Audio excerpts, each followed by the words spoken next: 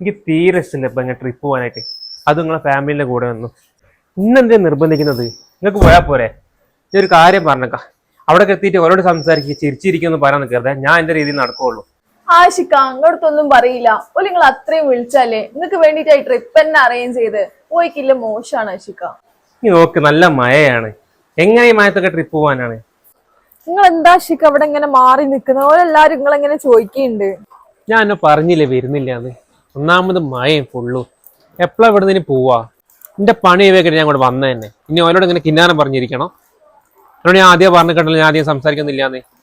ആഷിക്ക ഞാൻ കൊറേ ഒന്നും പറയുന്നില്ല. നിങ്ങൾ ഒന്ന് അവിടെ വന്നിട്ട് കുറച്ചു നേരം അവരുടെ അടുത്ത് സംസാരിച്ചിട്ട് പോരി.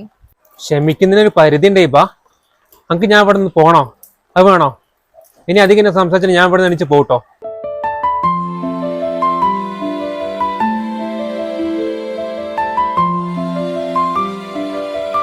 ഇപ്പൊ ഞാൻ പോട്ടെ. എനിക്ക് ഇവരായിട്ട് തീരെ ഇന്ററാക്ട് ചെയ്യാൻ പറ്റുന്നില്ല. എന്തോ എനിക്ക് ഇവരായിട്ട് ഒന്ന് സംസാരിക്കാൻ പോലും മതിയാക്കി പറ്റുന്നില്ല. എനിക്ക് ഫ്രസ്ട്രേഷൻ ആയിട്ട് ഇവിടെ നിൽക്കാൻ പറ്റുന്നില്ല. ഞാൻ പോവാണ്. ദയവേത് ഇങ്ങനെ നിർബന്ധിക്കരുത്. നിങ്ങൾ പോയി ആഷിക്ക, ഞാൻ തടയുന്നില്ല. പക്ഷെ നിങ്ങൾ ഇപ്പൊ ചെയ്യുന്ന കാര്യല്ലേ വളരെ മോശമായിട്ടുള്ള കാര്യമാണ് ആഷിക്ക. നിങ്ങളെ കുടുംബത്തിലൊക്കെ എന്തെങ്കിലും പരിപാടി വരികയാണെങ്കിൽ ഞാൻ വരലില്ലേ?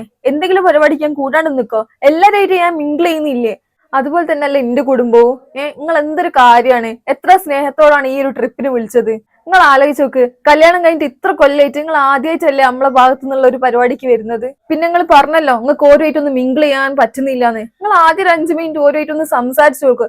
ഓൽക്കും സ്നേഹിക്കാൻ മാത്രം അറിയുന്ന ആൾക്കാരാണ്. ആദ്യം സംസാരിച്ചിട്ടല്ലേ പിന്നെ മിങ്കിൾ ചെയ്യാൻ പറ്റൂല്ലെന്നൊക്കെ അറിയുന്നത്. പിന്നെ നമ്മളൊക്കെ മനുഷ്യന്മാരാണ്. നാളെ ആർക്ക് എന്ത് പ്രശ്നം വരാ, ആരൊക്കെയാണ് നമ്മളെ കൂടെ ഉണ്ടാവാന്നൊന്നും പറയാൻ പറ്റൂല.